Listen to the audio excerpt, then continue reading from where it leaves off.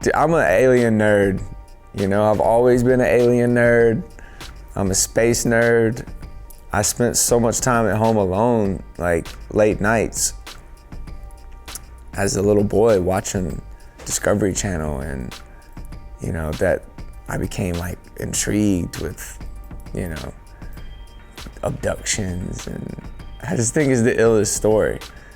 Like those people who have been abducted or claim to be, they're the luckiest people in the world, man. Like that would be the illest thing ever, to be abducted by an alien and taken off into space. Like it's just the craziest story. I mean, I believe in all of that, you know. Like, the universe is way, way too big to be that naive, you know.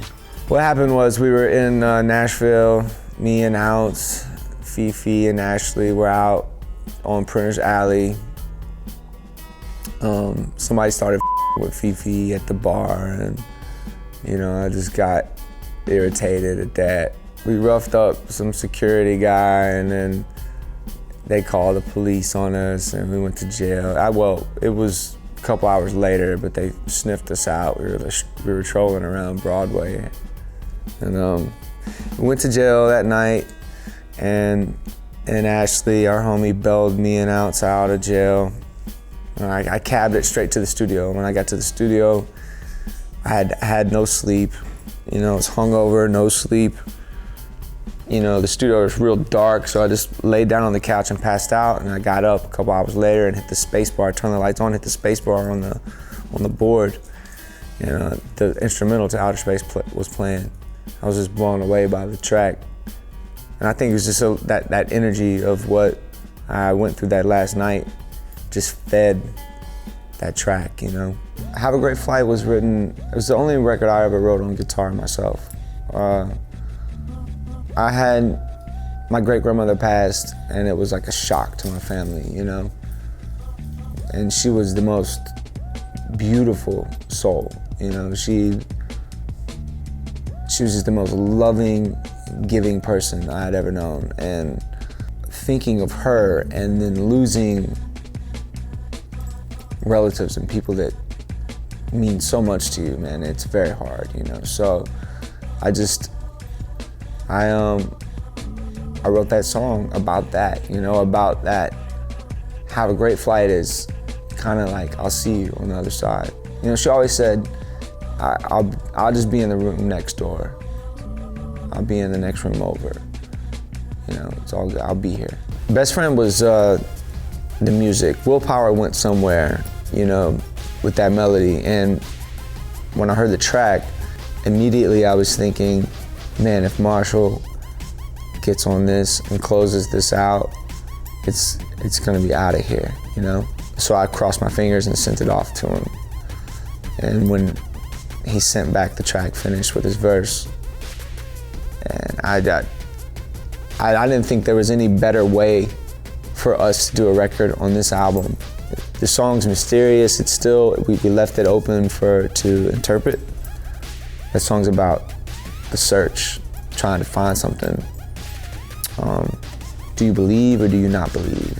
What is it that wakes you up in the morning? What drives you? Are you afraid to die? Are you not?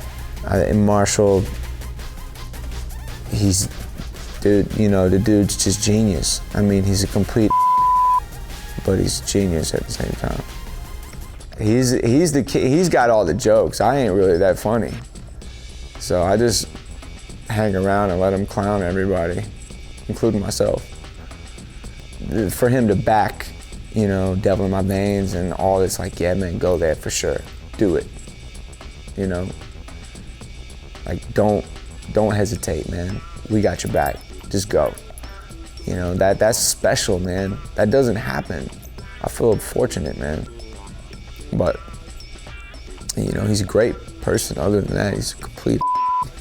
Before we ship a record, it's serious, you know. There's a lot of. Oh my God, no, this is terrible. Please do it again. Like, you're my album up. Not to Eminem, but to the people mixing it. You know, there's other working, you know, engineers and mastering labs. They tend to think that they're artists. So you send them a record and they send you back some you didn't record. Like, what the are you? So it was, whew, man, it was difficult. This album was really tough. But luckily, toward the end, well, Marshall himself mixes a song and that's it, you know? So the that he does, and that's done, you know? And it's always great and it's consistent. For the other records that we had to mix, luckily we had my engineer Leland to put an amazing rough mix on all the records, which gave a good dummy, like, all right, this is what we need. We just need this to be better and louder and cleaner.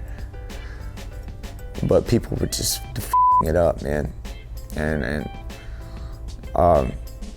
it's, I mean, no one's ever asked me that. There's a lot there. It pisses me off. The breed of the wolf was a Yelawolf. It's the only one in America at all. It's a very rare breed of wolf, this breed. It was from like Czechoslovakia or something. And its name was Michael, which is my name, Michael. It happened to be bred in Detroit. We didn't even have to fly it in.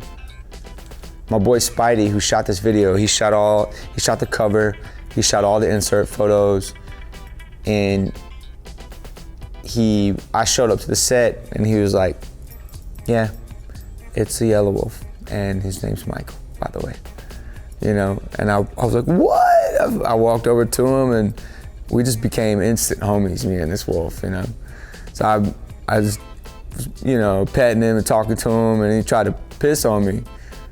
Apparently that's a great gesture from a wolf. That means they're trying to bring you into their pack, you know. So it was awesome. If you haven't seen the show since I've got Bones and Clever, you're in for a real, you know, surprise, man. Like, my boys are the baddest ever. Bones Owens destroys it. DJ Clever. I mean, you never seen a DJ in cowboy boots rip it like DJ Clever. Travis Barker unofficially joined the band. So, well, that means when he's not with Blink, when he's not with Transplants, when he's not with Run the Jewels, when he's not running a multi-million-dollar company, when he's not eating, and when he truly has nothing to do, then he's gonna be on tour with us. So maybe you'll see Travis Barker on the road, maybe you won't, but he's in my band, whether you like it or not.